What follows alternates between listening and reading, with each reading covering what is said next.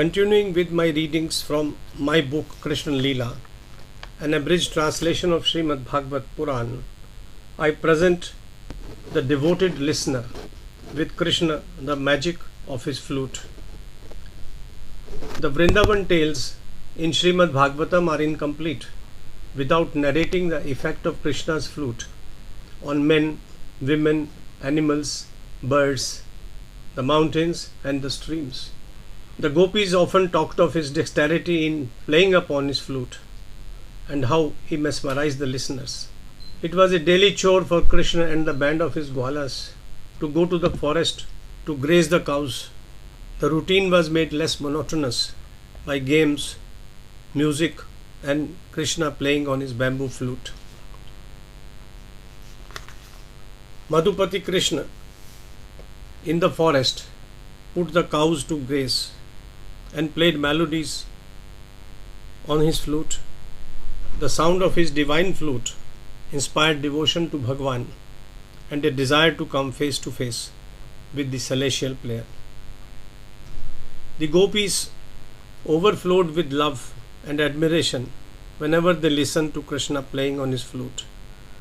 Sitting in groups in their homes, they often talked of his charm, his virtues, and of the magic of his flute.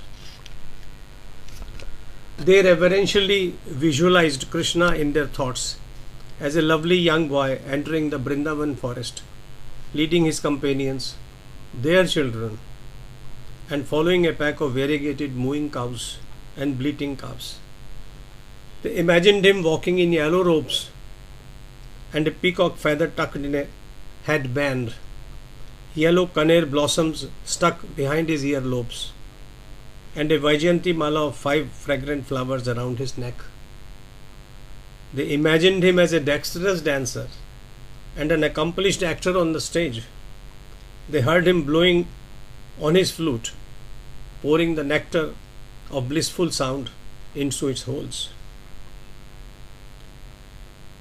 They said, the sound of Krishna's flute intoxicates the animate as well as the inanimate. We hear his music in our mind's ears and we talk of it.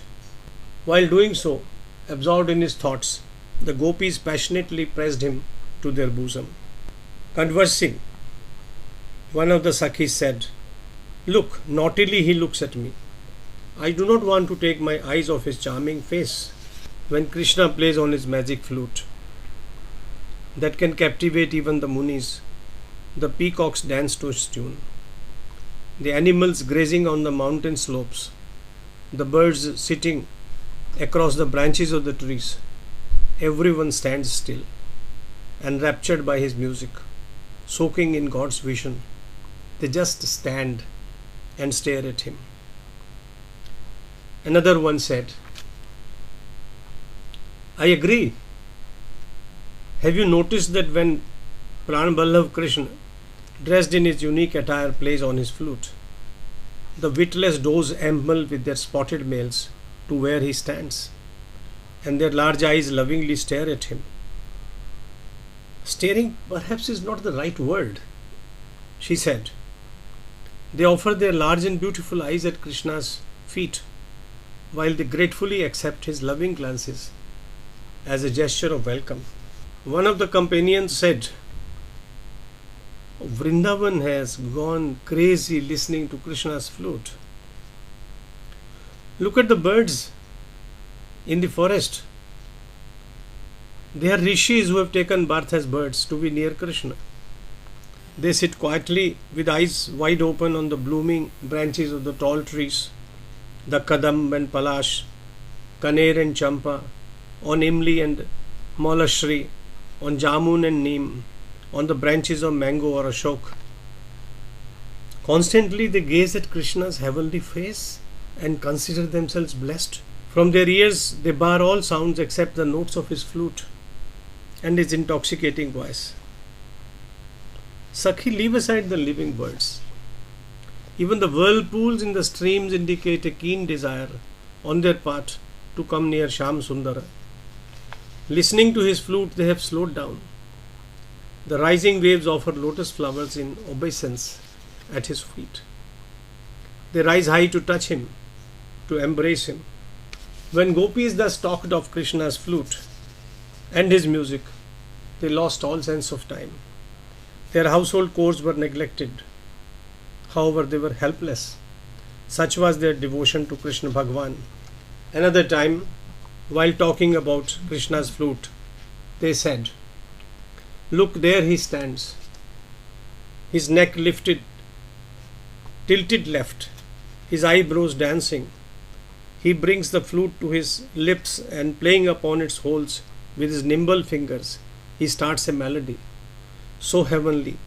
Even the apsaras in the heavens and the Siddha wives, surprised, amazed, come listening. The Vraj cows and bullocks come running when the flute is played. The cud they were chewing is neither swallowed nor thrown out. Like figures drawn on a wall, they stand still as if asleep, their ear flaps curled like audio cones. Entranced by Krishna's music, even the rivulets stop in their bed, hovering around his garland.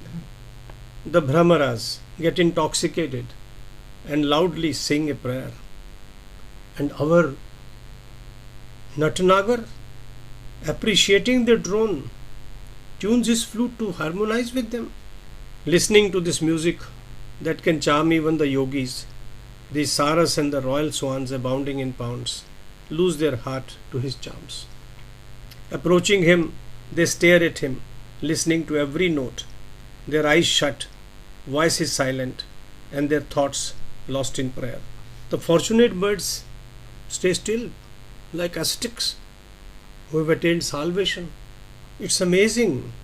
Wearing earrings of flowers, standing beside Balaram on the Govardhan hill, for the delight of the universe, Krishna plays on his flute. His music brings the universe closer to him, as if in an embrace. Listening to his flute, even the dusky clouds softly roar. Their mighty roar is missing, lest it distract from the music of Krishna's flute, disturb its harmony, and thus offend him. Now and then the gopis went to the mother Yashoda and said, "Mother Yashoda, your darling sons are well versed in playing games in the company of our children. No guru taught them how to play on the flute, however. On their own, they have learnt how to play in several ragas, supporting the flutes on their lips, red like the bimb fruit. Effortlessly, they play notes like Rishab, Nishad. Their lotus feet carry the lovely marks of a flag, a thunderbolt, a lotus and a gourd. Their divinity. Trees of gems adorn their necks, as do the garlands of tulsi, of which they love the fragrance. The latter they never take off, at times counting the number of cows on their gems. At times counting the number of cows on their gem necklaces. If they place an arm around the neck of a friend, or when they explain to him the fine points of a raga being played on the flute, the does of the black bucks listening to the divine flute fall in love with them." Such was the magic of Krishna's flute. The flute is played even today in India, and every time we listen, the magic returns.